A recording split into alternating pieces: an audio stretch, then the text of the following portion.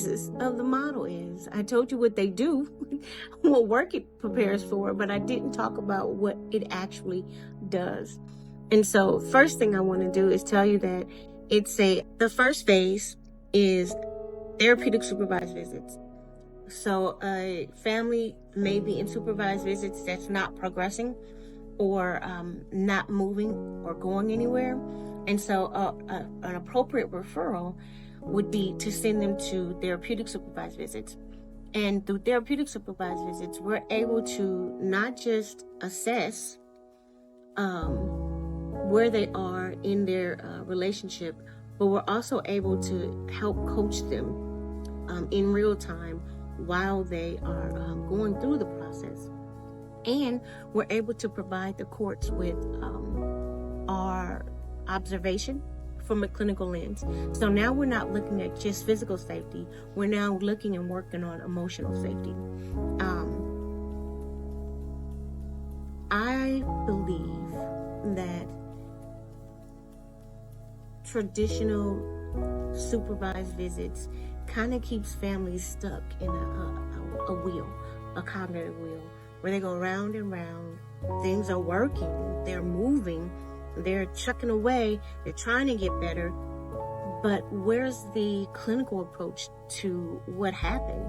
Where's the clinical approach to the narrative that the kiddo has in their mind, or the narrative that the parents have in their mind of what happened, why these things occurred, why are we in this mess that we're in, where intervention helps to progress not just the visits, but also the family relationships or the family dynamics. And so I'm really excited to talk about this. And like I said, phase 1 is the therapeutic supervised visits, where we work on focusing on stabilization. Phase 2 is facilitated conjoint therapy, is what we call it. And that focuses on preparation. And we're preparing them for the third phase. And the third phase is reunification therapy.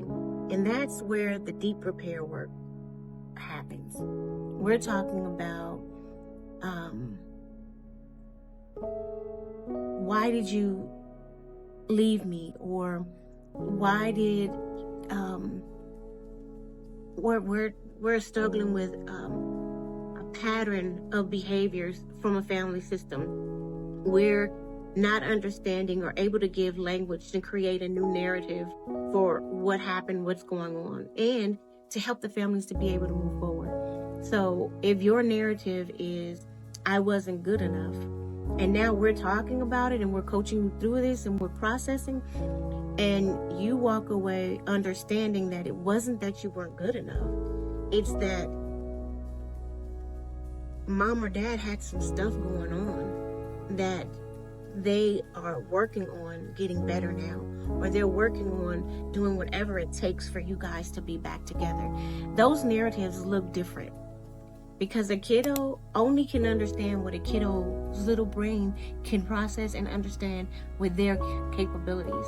But when in a room with a trained clinician, they're able to expand that, not only in a observational way, in a family systematic way, but in a healthy way, in a healthy way that suits their level of understanding, their level of growth, and their level of desire in that moment.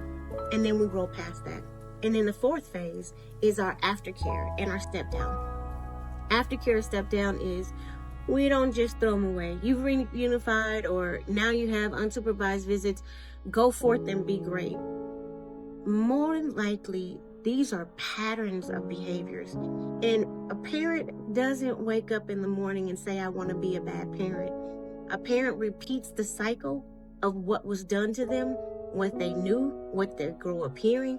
And if that's what they know, guess what? The cycle's going to continue, because that's what they're going to teach.